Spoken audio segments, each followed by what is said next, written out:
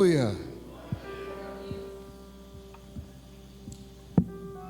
Queridos, obrigado pelo carinho, pastor José Horner e toda a equipe, que está aqui representando o pastor Cleiton, que não pôde estar hoje à noite por motivo justo, amém?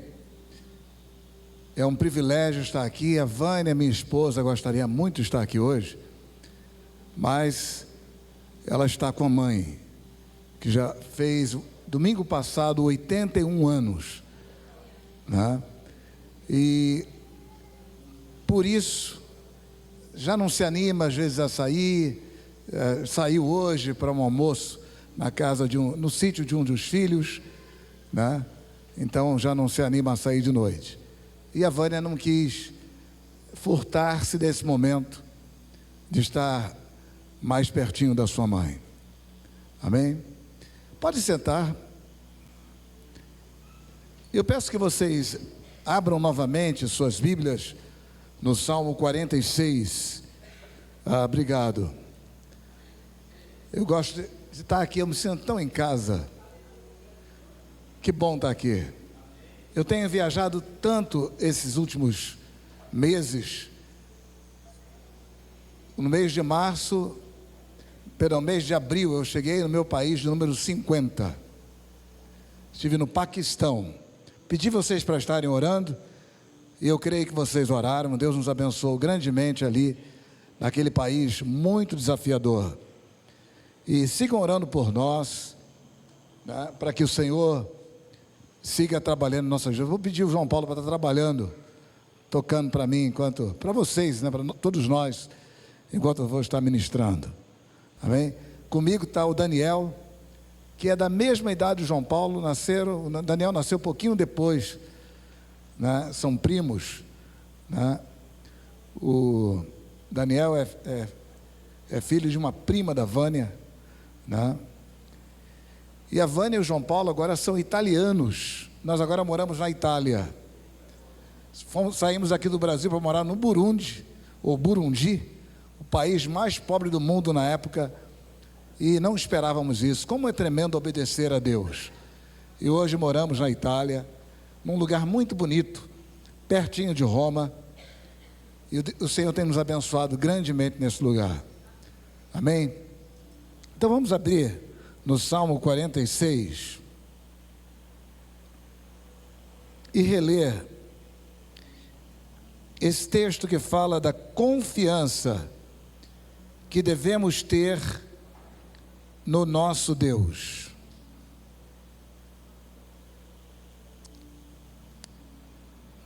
Diz assim: Deus é o nosso refúgio e fortaleza, socorro bem presente nas tribulações. Portanto, não temeremos, ainda que a terra se transtorne e as montanhas se abalem no seio dos mares, ainda que as águas tumultuem e espumejem, e na sua fúria os montes estremeçam. Há um rio cujas correntes alegram a cidade de Deus, o santuário das moradas do Altíssimo. Deus está no meio dela, jamais será abalada. Deus a ajudará desde o romper da manhã. Bramam nações, reinos se abalam. Deus faz ouvir a sua voz, e a terra se dissolve. O Senhor dos exércitos está conosco. O Deus de Jacó é o nosso refúgio. Venham contemplar as obras do Senhor, que tem feito desolações na terra. Ele faz cessar as guerras até os confins do mundo. Quebra o arco e despedaça a lança. Queima os carros no fogo. Aquietem-se e saibam que eu sou Deus. Sou exaltado entre as nações, sou exaltado na terra. O Senhor dos exércitos está conosco. O Deus de Jacó é o nosso refúgio. Amém? Vamos orar? Peça ao Espírito Santo para falar com você. Você orou, né? Vocês, como igreja, oraram por mim agora. Agora, peça ao Espírito Santo: Espírito Santo, fale comigo através desta ministração. Fale ao meu coração o que eu preciso ouvir. Amém? Porque Deus quer falar conosco. Amém? Deus é movido pela fé. Deus age conforme a nossa fé. Nossa fé aciona Deus. Então creia e clame ao Senhor. Pai, em nome de Cristo Jesus, clamamos pela manifestação e ação do Teu Espírito nesta noite, falando conosco, falando aos nossos corações, em nome de Jesus. Senhor, ajude-nos a ter uma fé, uma confiança inteiramente pautada na Tua palavra, inteiramente, ó Deus, firmada naquilo que está escrito. Em nome de Jesus clamamos, para que o Senhor trabalhe nossos corações, em nome de Jesus. Amém.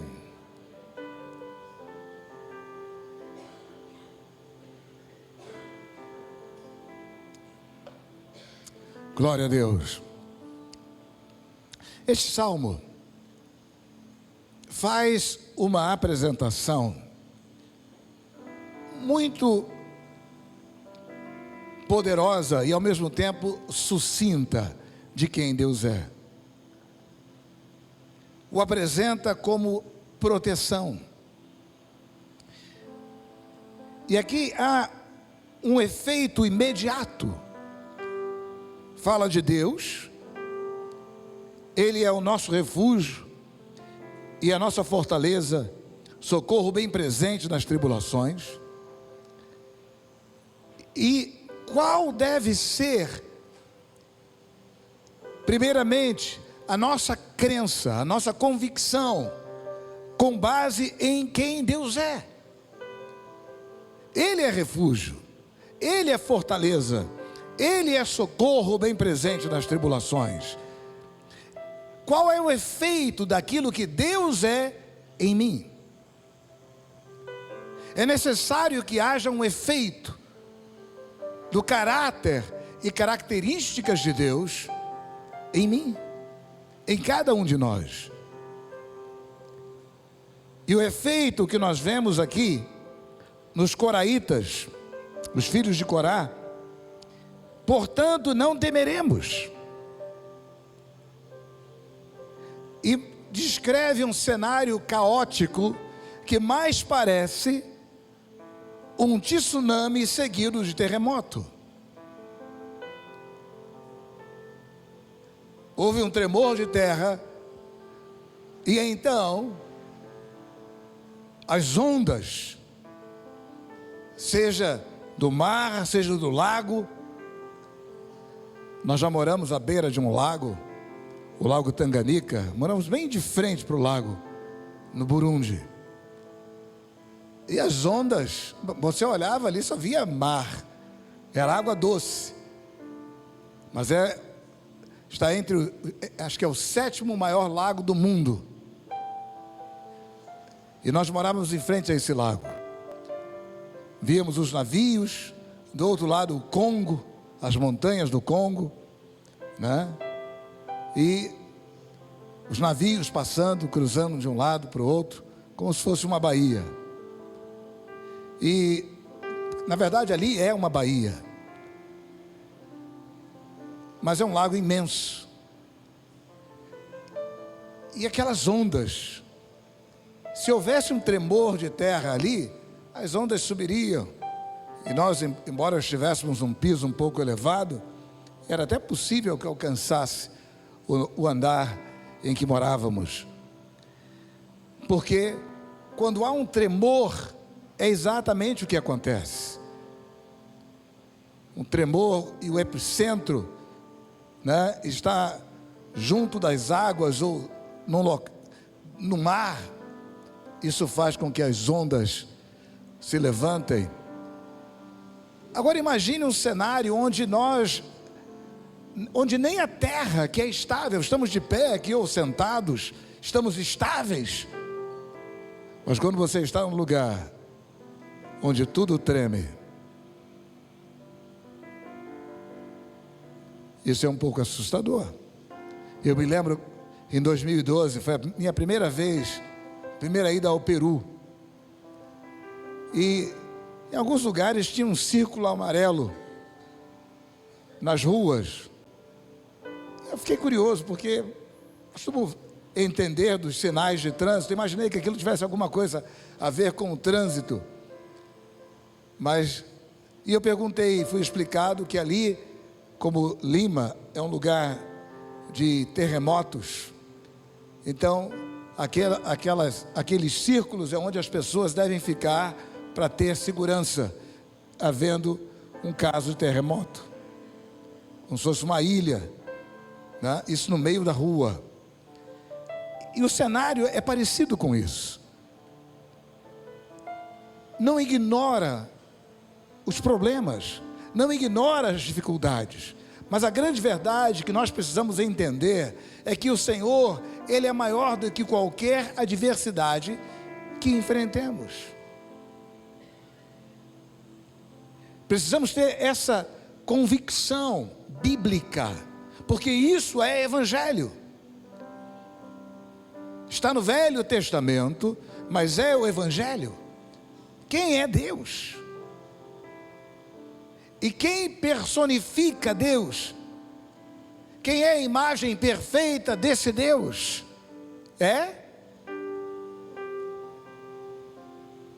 Quem é? Quem é? Pode falar mais alto. Mais alto. Jesus. Você tem convicção disso? Ele é o nosso refúgio. Ele é a nossa fortaleza. Ele é o socorro bem presente na angústia. Sim, vamos passar por angústias, mas a nossa confiança tem que estar no Senhor. E a nossa confiança deve ser bíblica. Quem é esse Deus? E tem que haver um efeito de quem Ele é em nós. Mesmo que os montes se abalem, no seio dos mares, ainda que as águas tumultuem e espumejem na sua fúria, os montes estremeçam. Há um rio, o rio de água viva, cujas correntes alegram a cidade de Deus. Amém? Nós vimos aqui a provisão de Deus. E a cidade de Deus é o santuário das moradas do Altíssimo. E diz que Deus está no meio dela e ela jamais será abalada. Não está falando de uma cidade física simplesmente. Esse é uma canção espiritual. Ela não será abalada. Queridos, quando nós ouvimos o Evangelho, tem que haver um efeito prático em nós. E eu recomendo que vocês depois releiam esse texto, porque fala da ajuda de Deus ao romper da manhã. Essa cidade nunca vai ser abalada. O choro pode durar uma noite. Sim, nós passamos por um momento de tribulações, mas a alegria vem ao amanhecer. Deus a ajudará desde o romper da manhã. E fala de que as nações bramam, reinos se abalam, Deus faz ouvir a sua voz e a terra se dissolve. E o Senhor dos exércitos está conosco. O Deus de Jacó é o nosso refúgio. Está falando de um Deus que tem histórico, prático e que nós encontramos nas Escrituras. O Deus de Jacó. Quando Jacó vai a caminho da Mesopotâmia, eu não sei, a Bíblia não narra o que aconteceu com ele, mas ele diz mais tarde que naquele momento ele só tinha uma única coisa, uma vara de pastor e nada mais. Mas ele teve um encontro com o Senhor foi revelado a ele, e ele fez um compromisso com Deus, de que daria ao Senhor a sua vida, de que viveria para o Senhor, de que seria de Deus. E nós lemos aqui, que esse Deus que ajudou Jacó, ele mais tarde diz, na volta, depois de 20 anos na Mesopotâmia, onde foi explorado, enganado, e o Senhor o abençoou, e o prosperou, o guardou. E ele lembra ao Senhor: Senhor, quando eu passei por aqui, na ida, há 20 anos atrás, eu só tinha um cajado, só tinha uma vara de pastor, e o Senhor me abençoou. E é esse Deus que está conosco. É um Deus que tem uma história. Nós podemos confiar nele, e devemos confiar com base no que está escrito. Ele foi enganado, Jacó, muitas vezes, colhendo, aliás, o que ele havia semeado, mas Deus, na sua misericórdia, o abençoou grandemente. Esse é o nosso Deus, que é nosso refúgio, que é nossa fortaleza, que é socorro bem presente na tribulação. Sim, nós passamos por tribulações, passamos por angústias, a Bíblia não nega isso. Sim, somos ameaçados, reinos que se levantam, mas quantas vitórias encontramos no Evangelho, desde o Velho ao Novo Testamento, amém? Daquilo que Deus faz.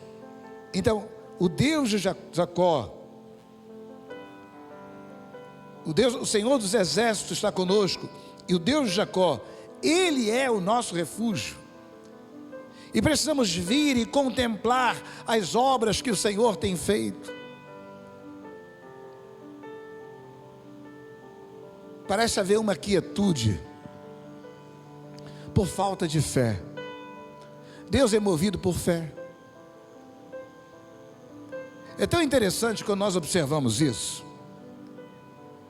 Há 2 episódios bíblicos que são muito surpreendentes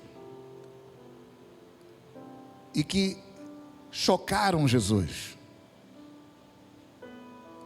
Um deles é aquela mulher.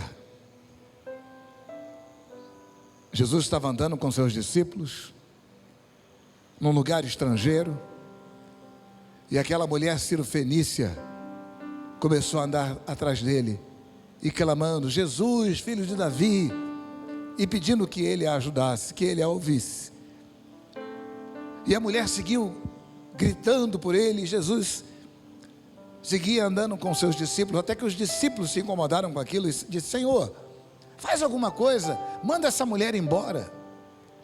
E Jesus responde: eu não posso fazer nada por ela, porque eu vim somente para as ovelhas de Israel.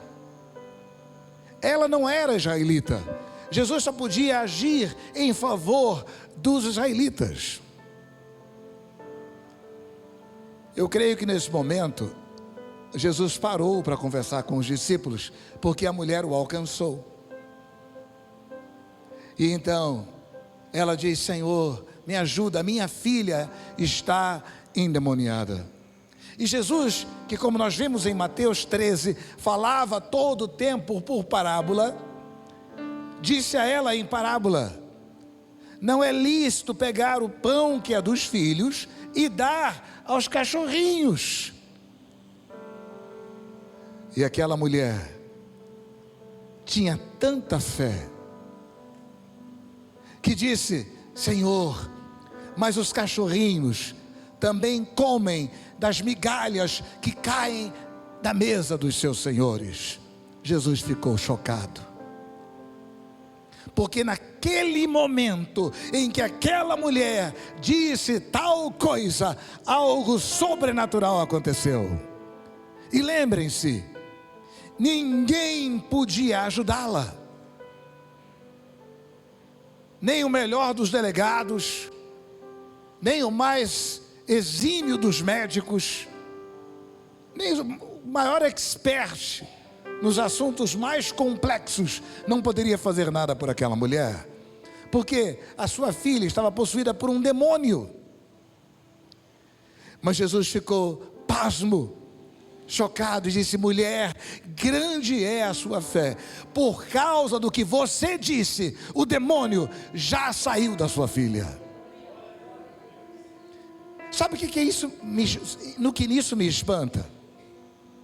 Eu já vou dizer. Há um outro episódio. Aquele homem que alguns o representando vieram a Jesus em Cafarnaum e disseram: Senhor, venha por favor orar pelo empregado de um centurião romano que está enfermo. Ele é um homem bom, ele merece a nossa ajuda, porque ele nos construiu uma sinagoga. A sinagoga de Cafarnaum tinha sido construída por este romano. Ele é amigo do nosso povo.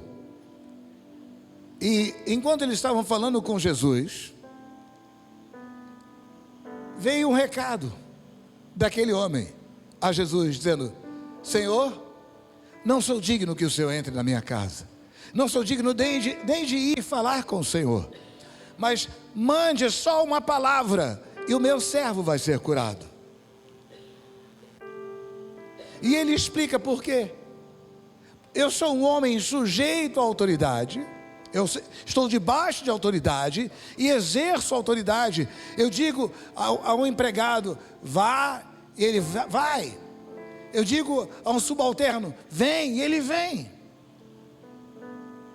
E Jesus ficou surpreso e disse: nem em Israel eu não vi tanta fé. Mas sabe qual é a coisa chocante?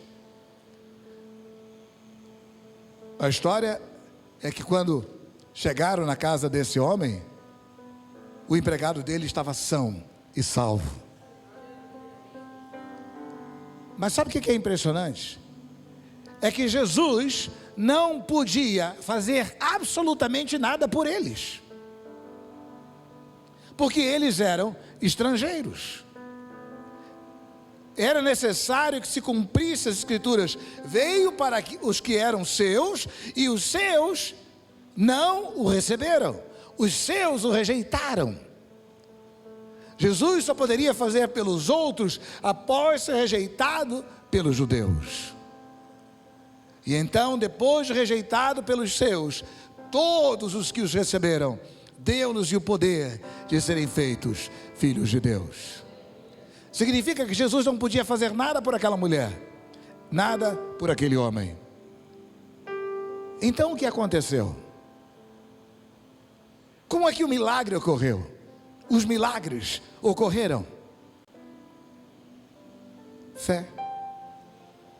Jesus não podia fazer nada por eles, mas a fé deles em Jesus fez o milagre.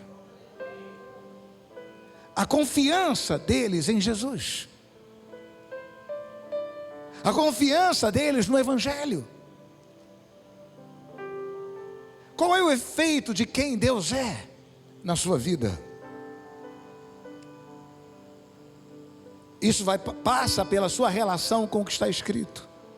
Aquela mulher sabia que Jesus era o filho de Davi, sabia que ele era o prometido, que ele era o desejado das nações.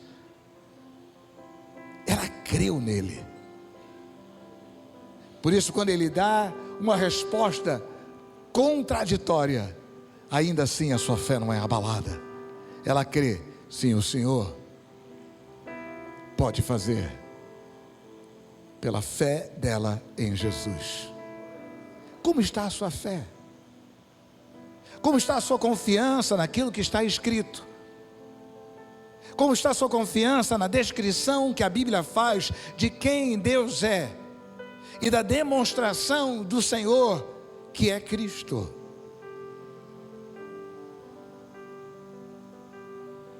Davi fez uma declaração muito tremenda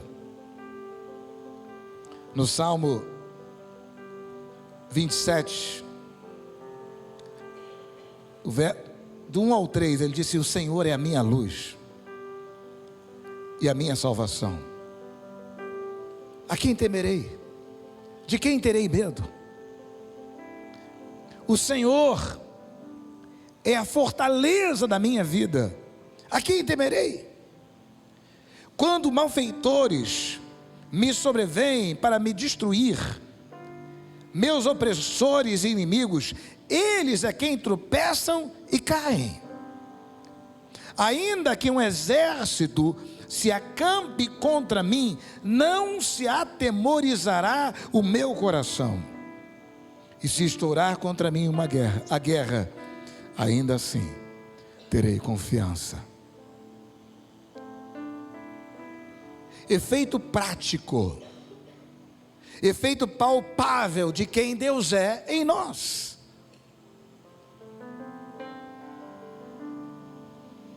Não adianta simplesmente, Deus é Deus.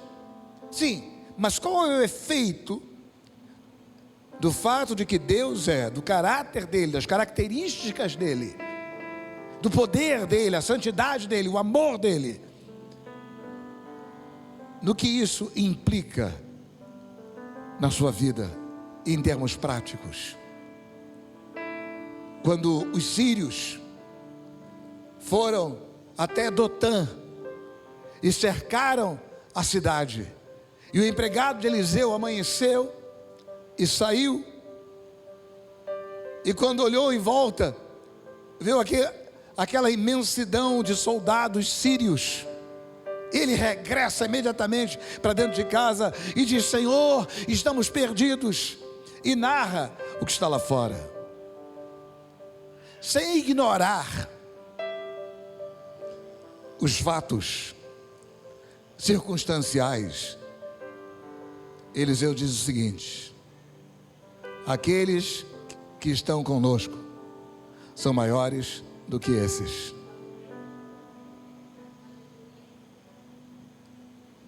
E o rapaz ficou perplexo, chocado não apenas com a cena lá fora, mas dentro de casa, com a passividade de Eliseu. Então o Senhor, através da oração de Eliseu, mostra a realidade espiritual.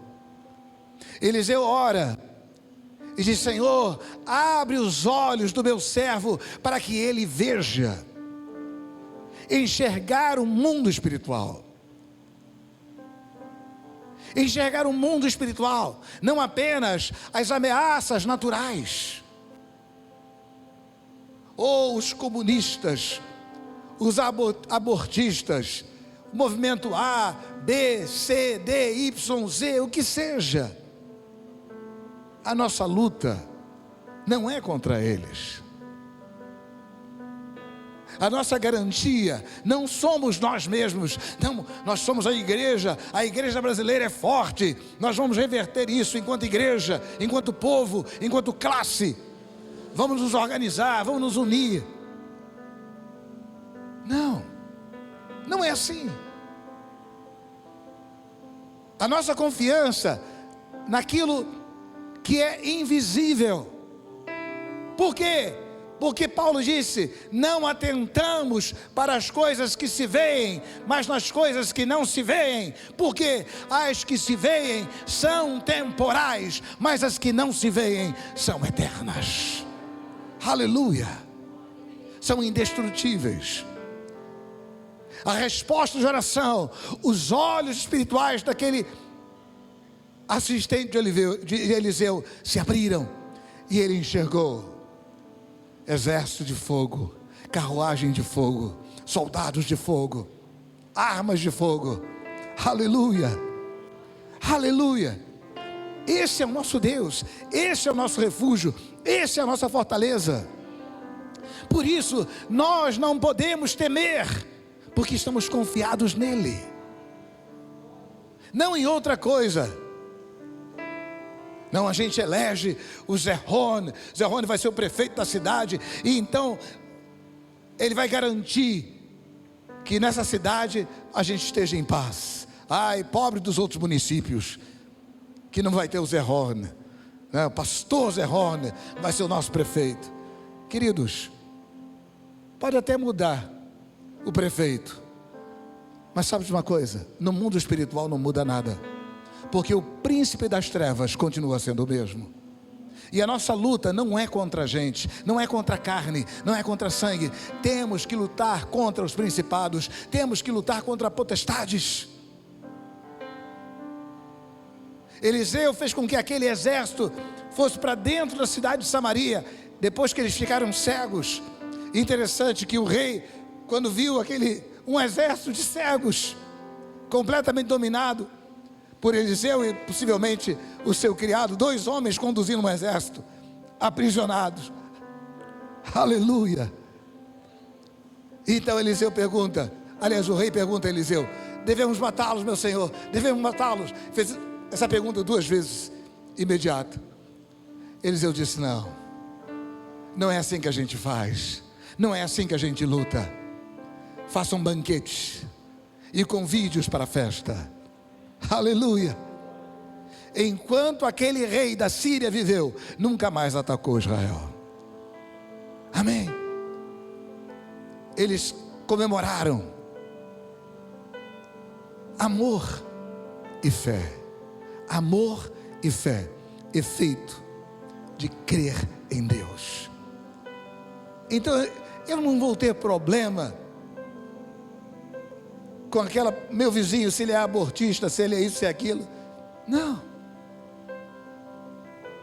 O que aconteceu com Paulo? O terrível Paulo, Saulo, que perseguia a igreja.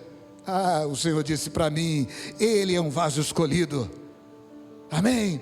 E o Senhor o transformou. É esse o poder do Evangelho. E Paulo escreveu uma coisa muito tremenda em Colossenses capítulo 1. Ele disse assim no verso 3, Colossenses 1, verso 3. Olha o poder do Evangelho, queridos. Damos sempre graças a Deus, Pai de nosso Senhor Jesus Cristo, quando oramos por vocês, desde que ouvimos falar de 2 coisas: da fé que vocês têm em Cristo Jesus e do amor que vocês têm por todos os santos, por todos os irmãos. De onde vinha essa fé e esse amor? Essa fé e esse amor, a causa era a esperança, por causa da esperança que está guardada para vocês no céu. O Evangelho, eles ouviram a esperança guardada para eles nos céus, e eles creram. Então, isso produziu neles 2 coisas: fé no Senhor Jesus Cristo e amor para com todos os irmãos. Uma igreja que vivia em amor. E diz assim: dessa esperança que vocês ouviram falar anteriormente, ou seja, desde o começo, pela palavra da verdade do Evangelho, que chegou até vocês. Esse Evangelho que está produzindo fruto e crescendo em todo o mundo, assim como acontece entre vocês, desde quando? Desde o dia que ouviram e entenderam a graça de Deus na verdade. Isso vocês aprenderam de Epáfras, nosso amado conservo, em relação a vocês, fiel ministro de Cristo. Paulo está falando aqui, nós, porque ele está falando em nome dele próprio e de Timóteo, ambos assinam a carta. e fala, cita Epáfras, que era um conservo amado, servo juntamente com Paulo e Timóteo, e ministro de Cristo para os colossenses. Diz que o qual nos contou do amor que vocês têm no Espírito. Esse amor é um amor espiritual, resultante do Espírito Santo. O fruto do Espírito é, primeiramente, amor. Ouvir o Evangelho e o Espírito produzindo amor. Por esta razão, também nós, desde o dia em que soubemos disso, não deixamos de orar por vocês. Olha que coisa interessante aqui. E de pedir que transbordem do pleno conhecimento da vontade de Deus, em toda a sabedoria e entendimento espiritual. Dessa maneira, poderão viver do modo digno do Senhor, para seu inteiro agrado, frutificando em toda boa obra e crescendo no conhecimento de Deus. Esse é o propósito do Evangelho. Então Paulo ora para que eles também tenham seus olhos iluminados, para que eles agora recebam pela vontade de Deus, que eles sejam transbordantes do pleno conhecimento da vontade de Deus. Saber o que Deus quer que eles façam, e é o que nós precisamos também aprender. É muito interessante, eu já volto aqui, em Efésios, no capítulo 1, no verso 15, Paulo também fala algo muito parecido. Efésios 1, 15. Porque na verdade é o que é esperado de nós, queridos, quando rendemos nossas vidas ao Senhor. Precisamos ter essa relação firmada no Evangelho. E essa relação deve produzir mudanças em nossas vidas. Veja o que diz o verso 15 de Efésios capítulo 1. Por isso também eu, tendo ouvido a respeito da fé que vocês têm no Senhor Jesus, e do amor para com todos os santos, fé e amor. Fé no Senhor Jesus, fé na palavra de Deus, amém? E amor para com todos os irmãos, amém? Não cesso de dar graças ao Senhor, graças por vocês, mencionando-os nas minhas orações. Peço a Deus, ao Deus nosso Senhor Jesus Cristo, Pai da glória, que conceda a vocês o Espírito que dê sabedoria e de revelação no pleno conhecimento dele. Vocês veem a similaridade entre uma carta e outra? Agora Paulo também ora para que eles sejam revelados acerca de Deus, amém? Que eles tenham revelação espiritual pelo Espírito de sabedoria, que eles conheçam Deus plenamente, isto é, conhecê-lo como Deus quer ser conhecido. E Paulo especifica a sua oração: peço que ele ilumine os olhos do coração de vocês, para que vocês saibam qual é a esperança da vocação de vocês, qual é a riqueza da glória da sua herança dos santos, e qual é a suprema grandeza do seu poder sobre nós, os que cremos. Que poder é esse? 3 coisas Paulo fala. Paulo ora para que eles saibam. Primeiro, é a esperança do chamado deles.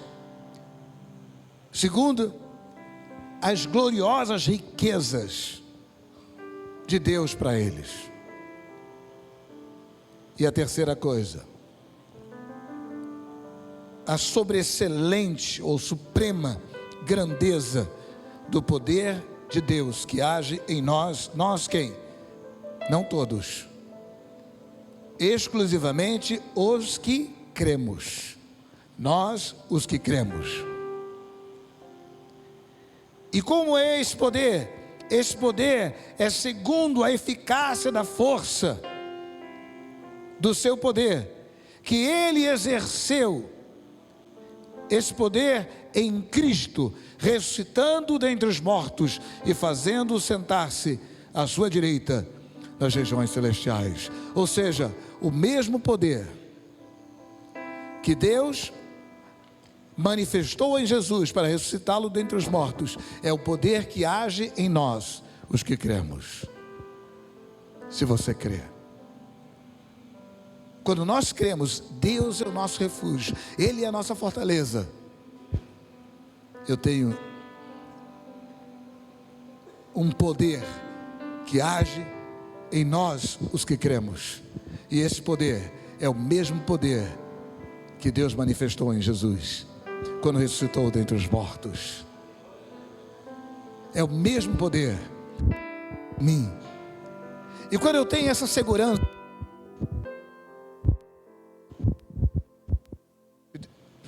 já deu meu tempo, será? O microfone avisa. Ou corta um som. Então, quando nós cremos, queridos, na palavra, em toda a palavra, estamos vendo um salmo, Velho Testamento. Quando Paulo pregava, não havia Novo Testamento, não havia os evangelhos, amém? E Paulo escreveu a Timóteo que toda palavra da Escritura foi inspirada por Deus, significa que foi soprada por Deus, e toda ela é apta para quê? Primeiro, para ensinar. Segundo, para repreender. Ou seja, se eu não aprendi fazendo o contrário, então eu vou ser repreendido. Para corrigir. E por fim, para treinar em justiça, para que todo seja aperfeiçoado para a obra. Amém? As boas obras mencionadas aos Filipenses, aos Colossenses. Amém? Precisamos conhecer o que Deus tem para nós. Obrigado.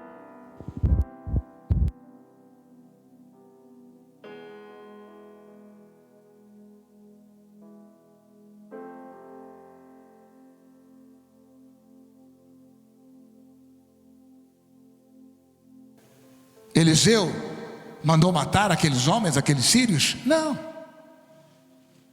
porque a luta não é contra eles,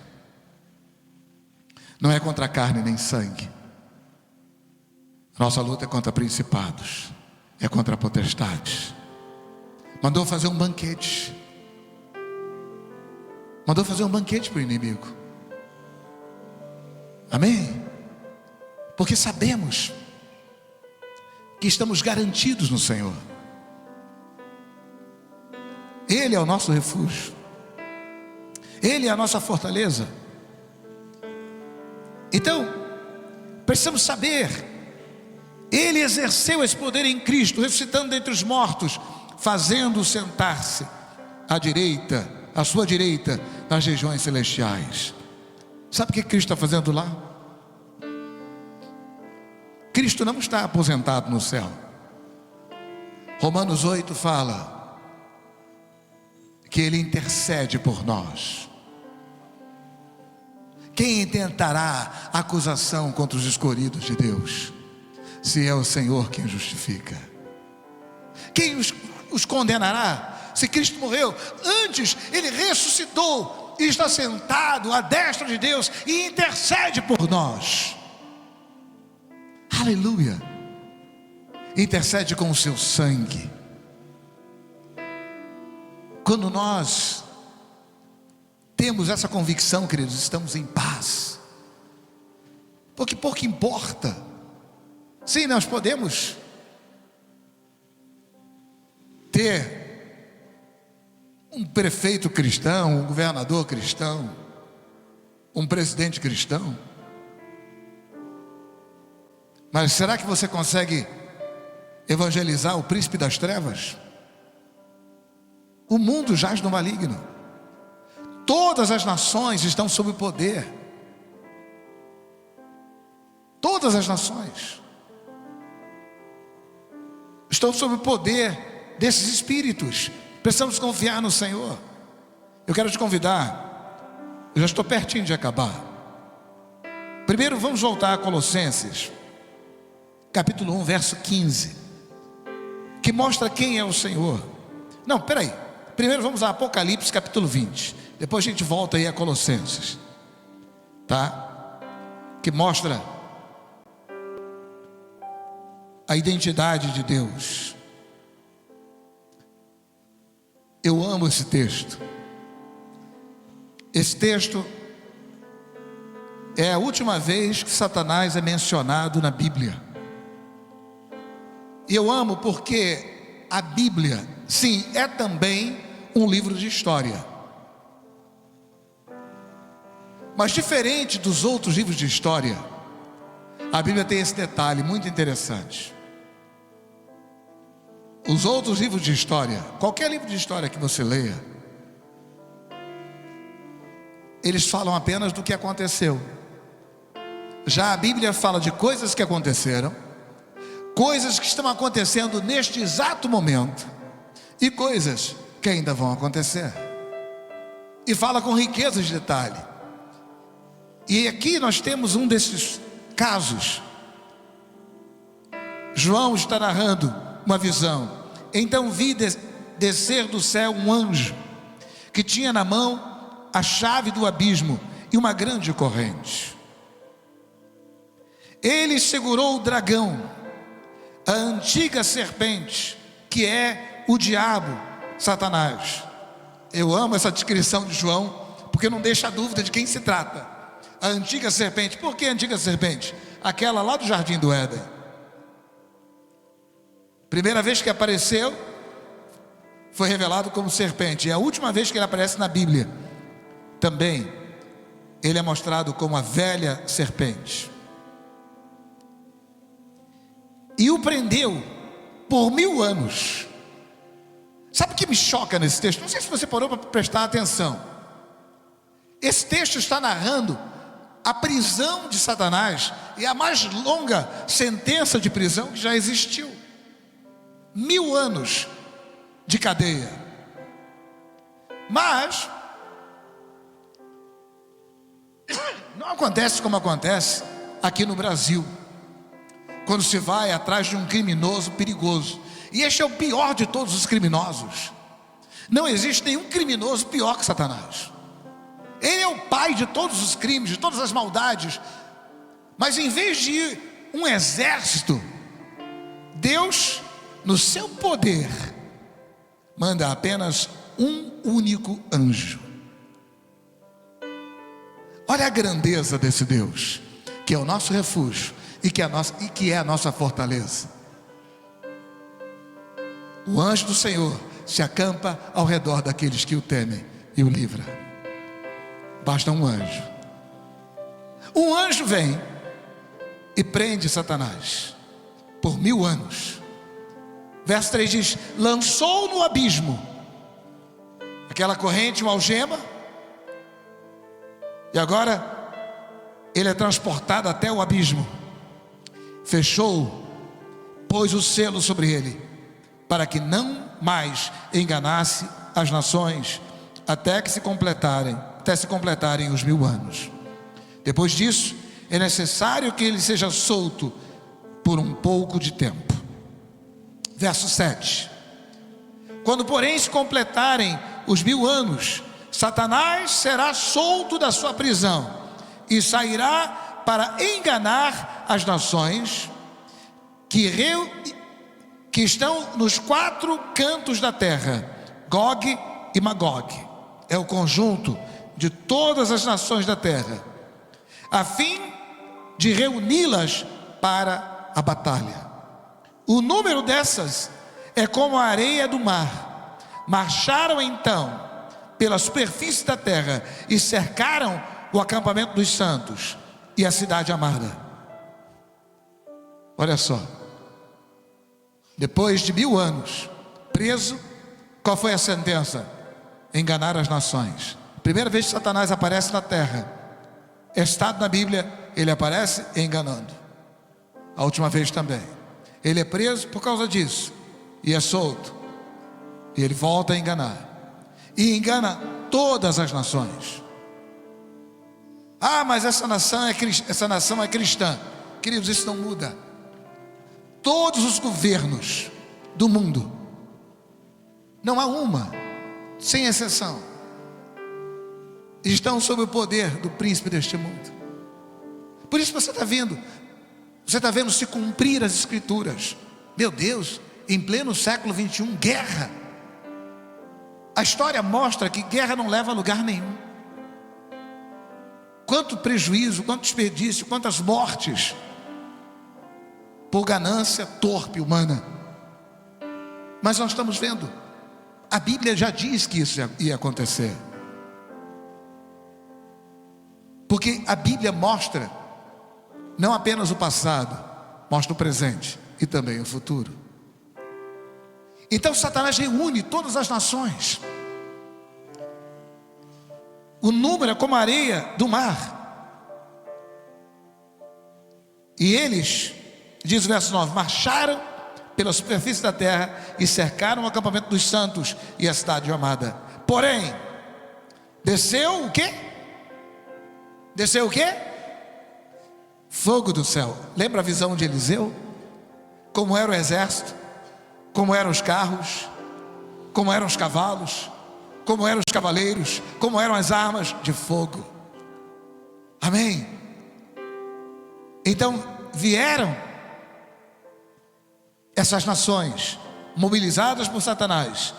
O fogo desceu do céu e os consumiu. E o diabo que tinha enganado foi lançado no lago de fogo e enxofre, onde já se encontram a besta e o falso profeta, e serão atormentados de dia e de noite para todo sempre. No capítulo 19, nós vemos lá a condenação da besta e do falso profeta, também a este lago. Esse é o fim de Satanás. Por quê, queridos? Porque Deus é o nosso refúgio, Ele é a nossa fortaleza, Ele é o socorro bem presente na tribulação, e a personificação desse Deus é Cristo. Agora sim, vamos a Colossenses capítulo 1.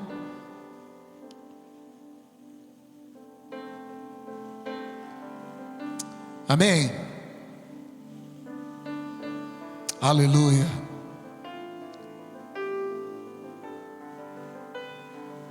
Eu parei no verso 10. Dessa maneira, ou seja, depois de conhecer, ser revelado acerca da vontade de Deus, poderão viver do modo digno do Senhor, para o seu inteiro agrado, frutificando em toda boa obra e crescendo no conhecimento de Deus. Assim vocês serão fortalecidos com todo o poder, segundo a força da sua glória, e em toda perseverança e paciência com alegria, dando graças ao Pai, que os capacitou a participar da herança dos santos na luz.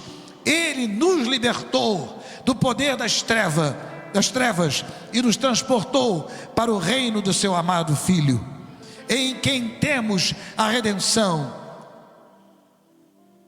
a remissão de pecados, dos pecados.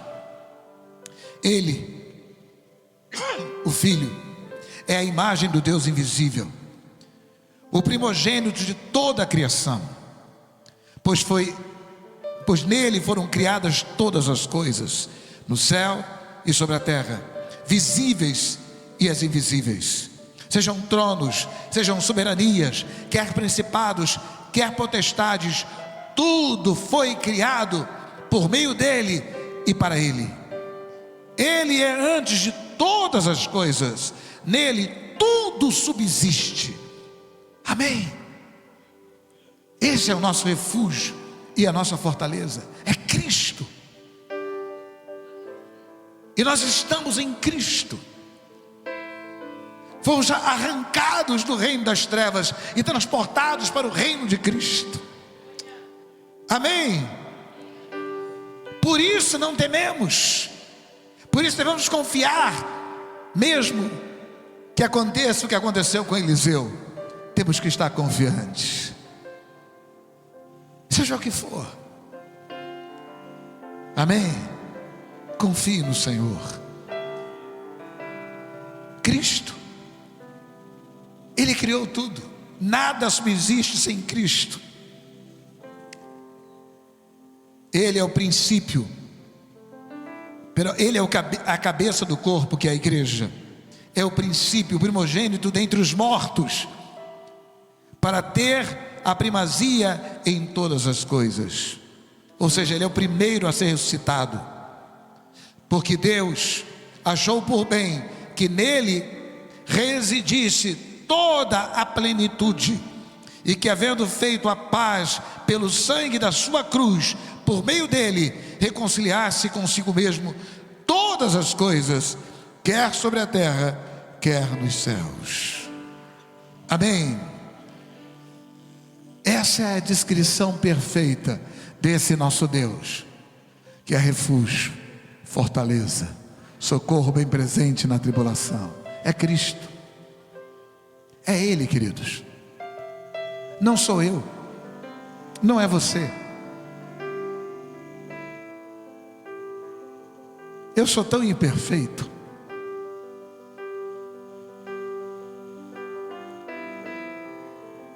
Mas Jesus é perfeito, e Ele me aperfeiçoa. Ele começou a boa obra em mim e vai completá-la. Amém? E essa deve ser a nossa convicção e a nossa alegria. E tem que haver esse efeito prático de quem Deus é, do que Ele é capaz de fazer. Amém? Como está a sua relação com Cristo? Como ocorre a nossa relação com Cristo? Colossenses 2,6 diz assim: assim como recebemos Jesus como Senhor, também andemos nele, vivamos nele. Mas como foi que nós recebemos Jesus? O que foi que você recebeu o dia que você recebeu Jesus? Você lembra? Alguém se habilita a responder? O que você recebeu o dia que você recebeu Jesus? Perdão. Mas o quê? Salvação. Mas o quê? Direito de servi-lo, isso mesmo. Mas o quê? Alegria e esperança. E se eu contrariar vocês e dizer: vocês estão equivocados, não foi isso que vocês receberam? Isso é efeito do que vocês receberam, mas não o que vocês receberam. Se vocês não tivessem recebido o que vocês de fato receberam, vocês não teriam nada disso. O que você recebeu quando você recebeu Jesus?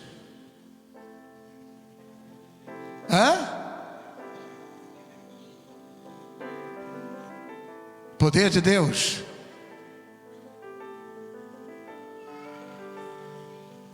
Poder de ser feito filho de Deus. Também efeito do que você recebeu. Sabe o que você recebeu do dia que você recebeu Jesus? Você não está lembrando, mas você vai lembrar agora. Jesus apareceu para você, aí você viu uma foto de Jesus. Jesus, como o Senhor é lindo.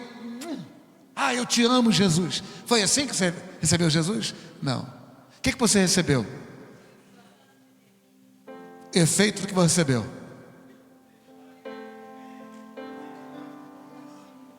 Você recebeu a palavra. Você recebeu a palavra. Você creu na palavra. Você viu algum trovão, ouviu algum raio, trombeta, anjos tocando? Não. Você ouviu o evangelho, você viu a palavra de Deus, como está sendo pregado agora. E você creu na palavra, você recebeu. E isso é habilidade divina. Foi pelo poder do Espírito Santo que você recebeu. Amém? Mas você recebeu a palavra. Por isso, andar em Cristo Jesus, viver Cristo Jesus, é do mesmo modo, é na palavra. Amém? Como está a sua relação com a palavra? Como você está vivendo a palavra? Os ensinamentos de Cristo? Fé e amor. Paulo disse: mesmo que eu tivesse tamanha fé, capaz de transportar os montes, se eu não tiver amor, minha fé não se aproveita de nada. O que Deus espera de nós, resultante da nossa relação com Ele, de receber o Evangelho, como os colossenses receberam através de Epáfras, como os efésios a receberam através de Paulo, é que nós estejamos cheios de fé em Jesus Cristo e cheios de amor, a começar pelos domésticos da fé, a começar pelo meu irmão. Amém? O que é humanamente impossível só é possível pelo poder de Deus, porque é o mesmo amor com que Jesus nos amou. Vamos ficar de pé, por favor? Você que